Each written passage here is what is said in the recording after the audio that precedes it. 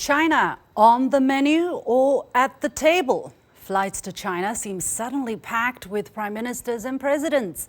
What began late last year with visits to Beijing by Spanish King Felipe VI has been followed by leaders from France, Ireland, the Republic of Korea, Canada, Finland, and the United Kingdom.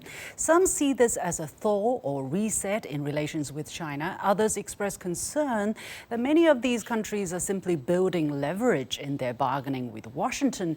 Some even warn that cooperation with China comes with a price, at what cost, they would ask. So what is driving this wave of visits? What has changed for them? What still needs to change? Welcome to this very special edition of The Point with me, Liu Xin, an opinion show coming to you live from Beijing. I'm pleased to be joined from Shanghai by Claire Pearson, former chair of the British Chamber of Commerce in China, now International Development Director for Asia of DLA Piper, a global law firm. From Beijing, Professor Cui Hongjian, Director of the Center for European and Regional Development Studies at Beijing Foreign Studies.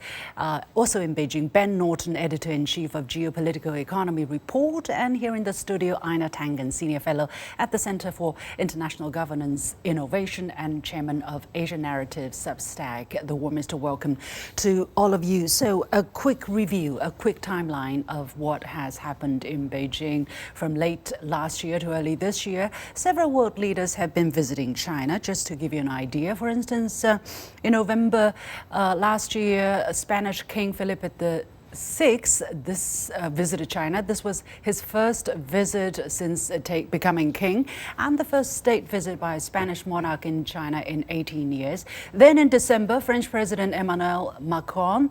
This was his fourth state visit to China. In January 2026, we see Irish Prime Minister Michael Martin.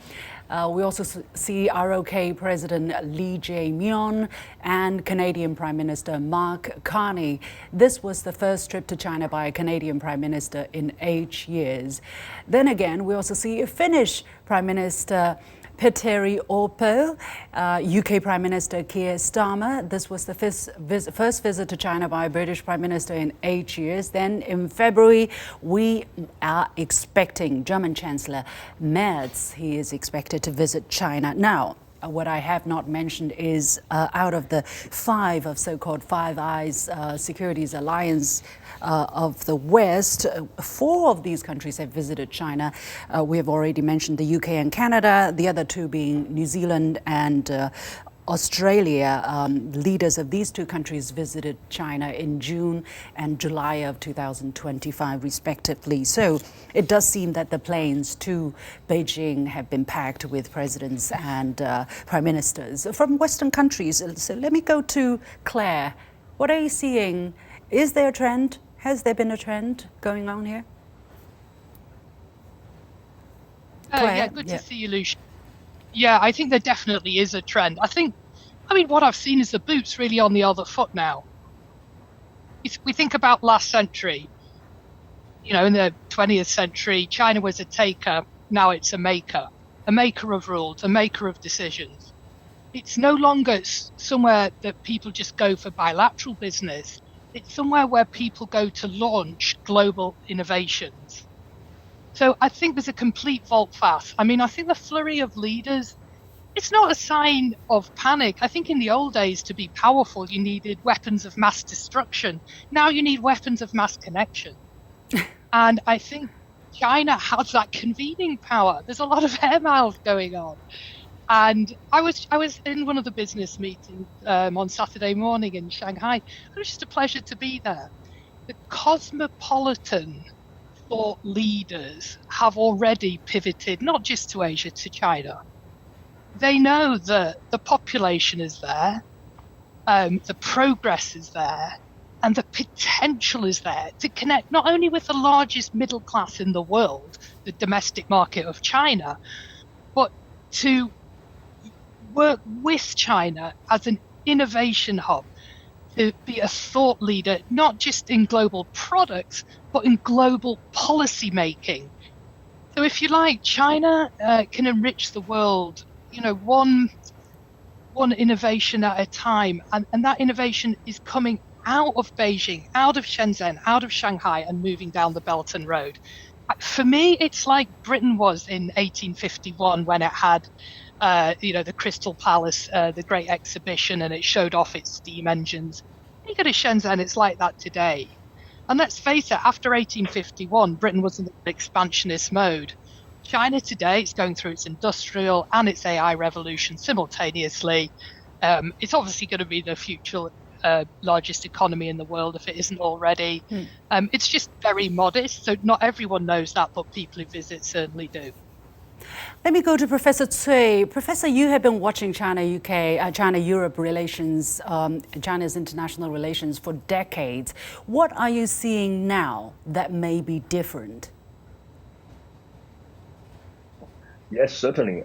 We are witnessing maybe a new stage for its relations between China and the European countries, and also with Western countries at large.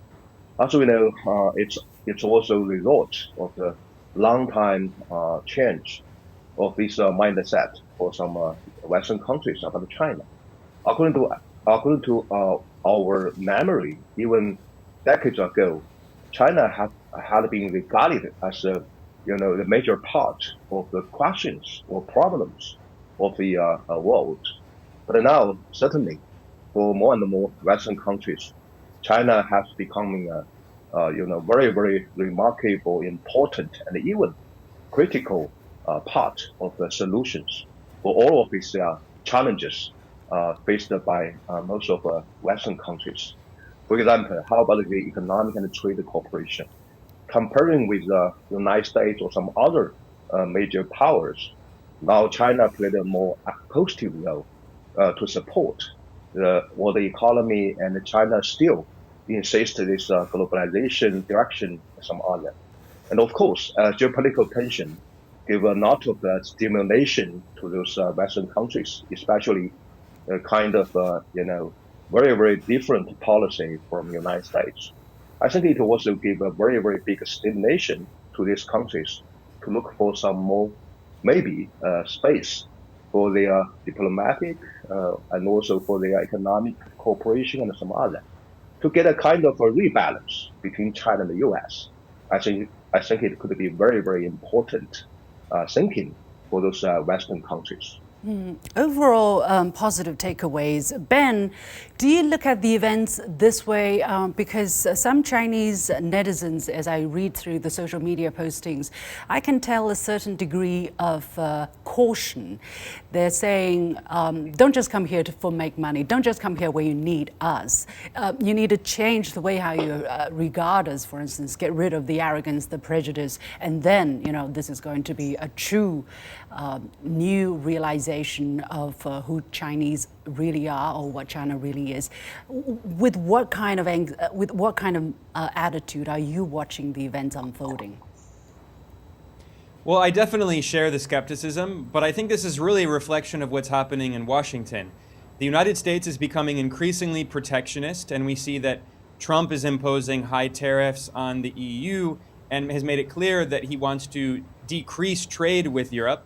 So this has pressured European leaders to seek more alternatives, not only in China, but the EU recently passed two very important trade agreements, one with India and one with Mercosur, this trade bloc in South America. These were trade negotiations that had gone on for decades, and they always failed.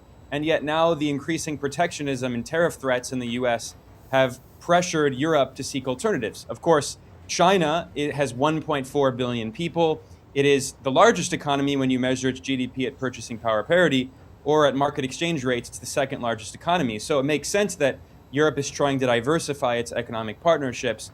But certainly politically, I share that skepticism because we know that the European Commission has officially referred to China as a so-called systemic rival. Now, obviously, China does not see Europe in that way. So European foreign policy still is guided by these kinds of hegemonic ideas that the Chinese system should be changed according to Europe, which is ridiculous. The people of China have the right to their own unique system.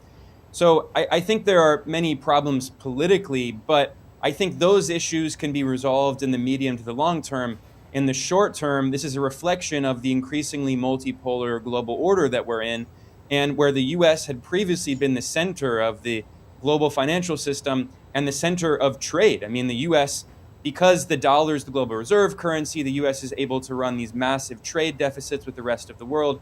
And the US market for decades has been the market of last resort. If European automakers could not sell their cars, they could always hope to try to sell them to the US market. Well, increasingly, that's no longer an option. So they're seeking to diversify their economic relations. Aina, are you happy with what's happening on the world stage, the so-called middle powers, coming to seek a different option? Some are calling it a pivot, others are calling it anxious scattergun hedges. What do you call it? Well, I call it confusion. It's a reaction to the fact that the United States is no longer reliable and China is seen as perhaps different ideologically, but extremely stable and growing. So, obviously people are trying to create strategies that allow them to go somewhere in between. I do not anticipate, as was mentioned by my colleague Ben, that this is going to be a love fest. I think those on social media in China are right. This is about money. And, let's talk about the numbers, because I always believe you follow the money. And in this particular case, you look at the last couple of years, there has been an increase in at least nominal terms of the value of trade. But in 2024, actually, trade was flat.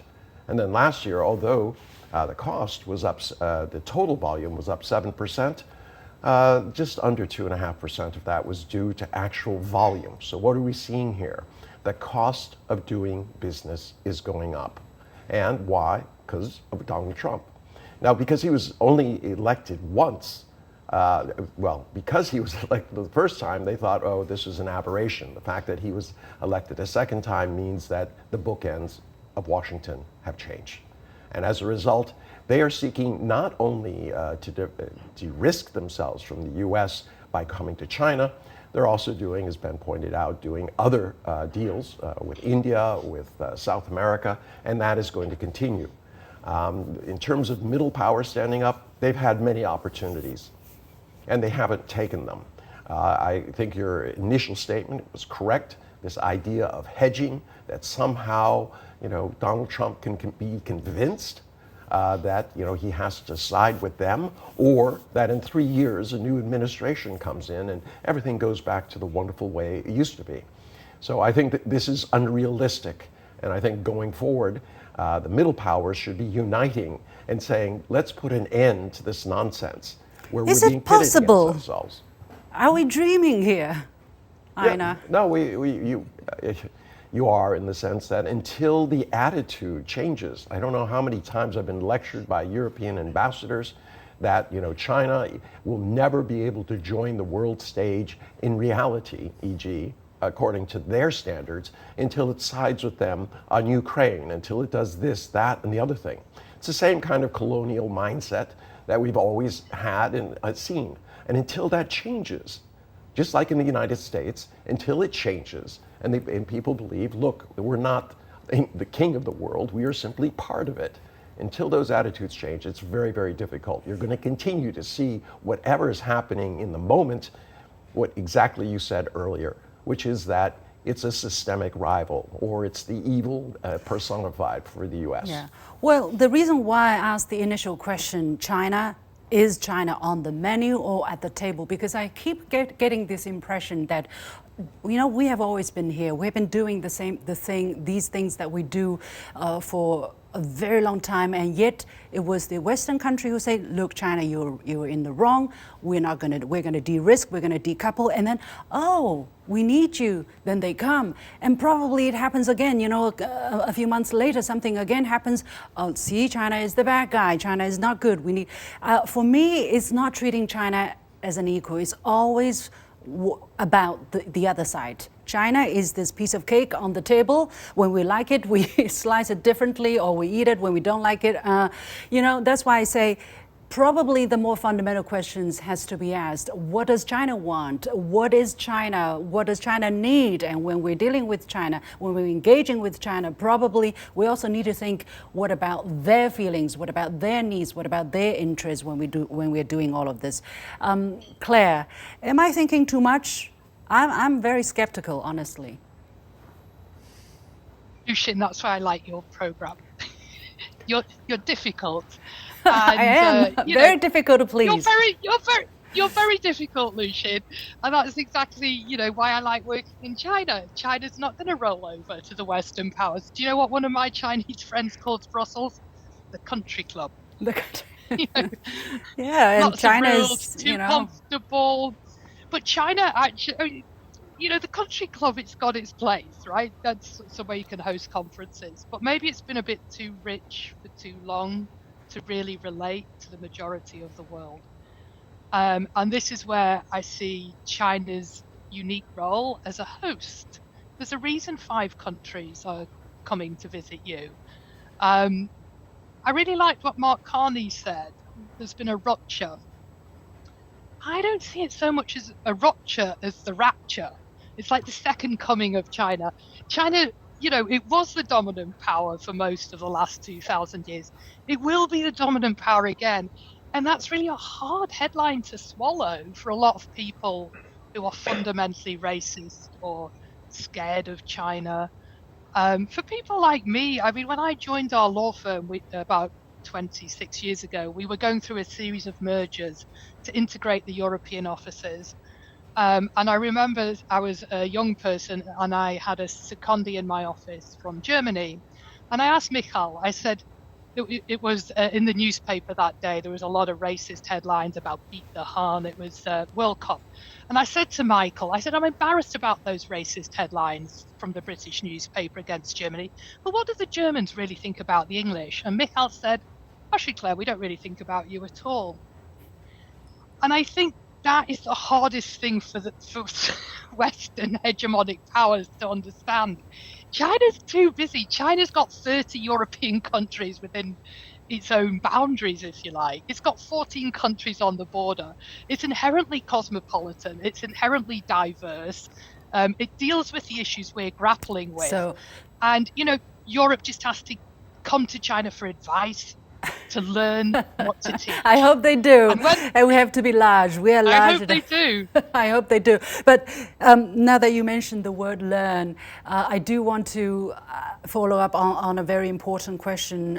Professor Cui here, I know people don't like to be lectured. I know people hate to be asked to think about what they did wrong and reflect on it. But what is the lesson coming out of the last circle of ice age, let's say, between China and some of these countries? What they need to be aware that should not be repeated? First of all, I want to emphasize that there is a very, very big difference between Chinese worldview and American, especially also basically logic of policy towards the current world order and also maybe a potential new order for the world.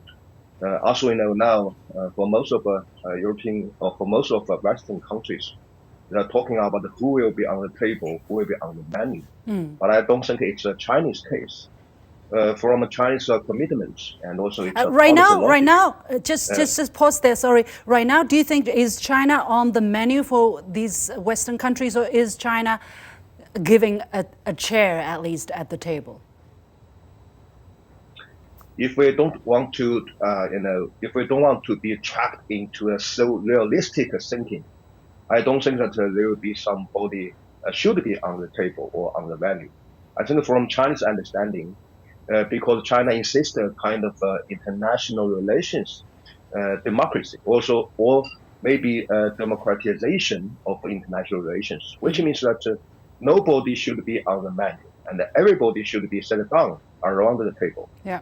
So I think according to this logic, China is open for any kind of cooperation with countries, no matter it's Western countries or non-Western countries.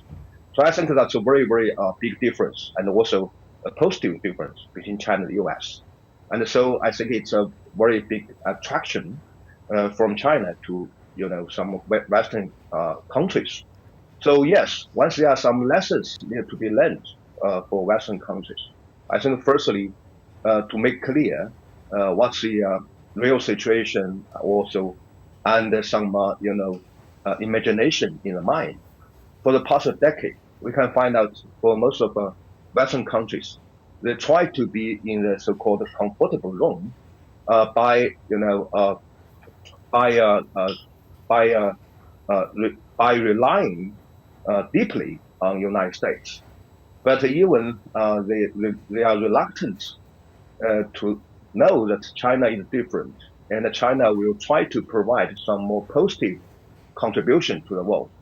Secondly, I think that a kind of you know a kind of a politicization or securitization efforts from these governments of Western countries, it have faced a very big challenge from very pragmatic interests, especially for their business people, for their economic development. So I think now it's a very important lesson for them. Should do not trap into a tension between a kind of a political purpose and economic damage. They should avoid any distortion of the political and economic logic. Finally, I think that now, once again, it's time for Western countries to open their eyes to look after the world. Especially, they do need to have a very different, visions about China, because China is different from some other major powers. China always try to contribute positive difference for global governance. I see. That's very interesting. So 3 points you mentioned there: imagination versus reality, over politicization of economic trade issues, and being open-eyed about what China is or what other countries are. Ben, do you share these points? What do you think are the biggest takeaway from the last, from the last few years of turbulence, and what people should remember as we go forward? Yeah, I agree. And I think there are two main takeaways here. Liu Xin, you asked if China is at the table or on the menu. And I think one of the first takeaways is I agree with the professor that China opposes this kind of worldview that the great powers are all sitting at the table and they carve up the rest of the world. This is really how the United States, especially under Trump, sees the world, that great powers should have their spheres of influence. And China is against this idea. This is why Trump is trying to replace the United Nations. He's clearly trying to do this with his so-called Board of Peace. And China, on the other hand, is defending the UN-centered system of international law based on the UN Charter, which respects sovereignty and self-determination. So I think that's a very important point to stress. And the European powers will often, do lip service to this idea of the rules-based international order. But Mark Carney, the Canadian Prime Minister, acknowledged in his Davos speech that so-called rules-based order was always deeply hypocritical, and the great powers primarily the US, simply ignored these so-called rules when it was convenient, like when the US invaded Iraq without the approval of the UN Security Council, or has imposed unilateral sanctions in violation of international law. So that's the first takeaway. But I think the other main takeaway in response to your question is, if we're forced to use this example, this metaphor of the table, what this actually demonstrates is that China is certainly at the table because the European countries, now that they are so dependent on the United States and they're forced to seek alternatives, they're the ones asking China for investment. This is a very significant development because if you go back, to 1978 when Deng Xiaoping initiated the reform and opening up, it was China seeking investment from Western companies, especially German car makers like Volkswagen, to make joint ventures to develop the Chinese industry locally. Well, now in Europe, not in Germany, but in some countries like, for instance, Spain and the UK, they're not only seeking trade opportunities, but also investment opportunities. And China now is a world leader in many advanced technologies. So this is the problem, because, sorry for interrupting. Yes, I think we're in a very weird situation because on the one hand, there's still the factor of hubris, of arrogance, of prejudice against China, but on the other hand, they want something from China. Aina, who's going crazy here? No, you talk about passive aggressive, this defines it. Here's, you started off with this idea about who's on the menu, etc. Well, actually, it's Europe that feels, and the many middle powers that feel that they're on the menu. And they are squirming around trying to figure out some other way. But they're still kind of wedded to this idea that the U.S. shares their values. And it's just not true. I mean, Donald Trump has shown that. And it's not simply him alone. He is more of a symptom of a system in the United States that's turned inward. You have to look no further than what is happening in Minneapolis and cities around the United States in terms of the deep divides that are going. This is a country that is turning on itself and turning on the international order. Because time is so limited, I want to give you one more opportunity, Aina. What must change on the minds of some people, if possible? Because you mentioned the word values, and it seems that values are putting a ceiling to some countries' relationship with China. Oh, China is not a friend. We have different values, so we can only do so much. If that mentality is not changing, how much can we look forward to the future? Oh, we can't. When I say values, I'm not talking about real values when it comes to the West. I'm talking about ideology. They believe that they are absolutely right, so therefore there's no ability to talk to anybody. If I'm right and you're wrong, how can we have a discussion? China is pushing real values, the values that matter to people: security, development, all right, respect for sovereignty, and having an international order that actually works and doesn't use tanks, it uses talks. So these are the real values that are out there, and it's what China has been pushing through its 3 global initiatives. The U.S. is still sticking on this idea that we're right and you're wrong, and unfortunately Europe is following. Until that changes, nothing happens. Claire, how optimistic? Because the relationship between the UK, there was a golden age, remember? Do you remember? And then there was the ice age. And now we're kind of back into reality. Going forward, what is it going to be? Lukewarm? Before it gets cold again? 1 minute, please. Okay, so I think the ice is literally melted. You know, you can now get a ship from Ningbo to Felixstowe, so it's half the time between your country and mine. So the ice is melted logistically, it's melted politically. When you run out of money, you can be remarkably humble. And it's, I think it's melted basically ideologically. You can only be arrogant if you're the richest kid in the room. So now that Europe is in economic relative dire straits, it's going to be a lot more collaborative. So I think we won't be back to a golden age quickly, Lucian, but we'll at least be back to a new age of reality. All right. Okay. Professor Cui, if I give you 10 seconds, will you be able to say something that we have to bear in mind as we go forward? Yes, I just want to take the issue of the values. So now I think we need to get out this narrow definition about the value. Just like some Western countries always take China and some other Western countries into a frame of democracy or non-democracy. But I think now it's time for us to change the focus and have a broader vision about the value. For example, how about globalization? How about the multilateralism? Yeah. But how about this, global governance? We won't have the time once we open eyes. Yeah, certainly. I think we will have some more cooperation.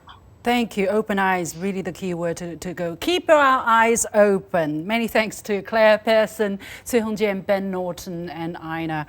And that's it for this special edition of The Point. Very interesting times, very interesting discussion. And as usual, you can follow me on Facebook and X using the handle Lucian in Beijing. On behalf of the whole team, thank you for watching. You've got The Point.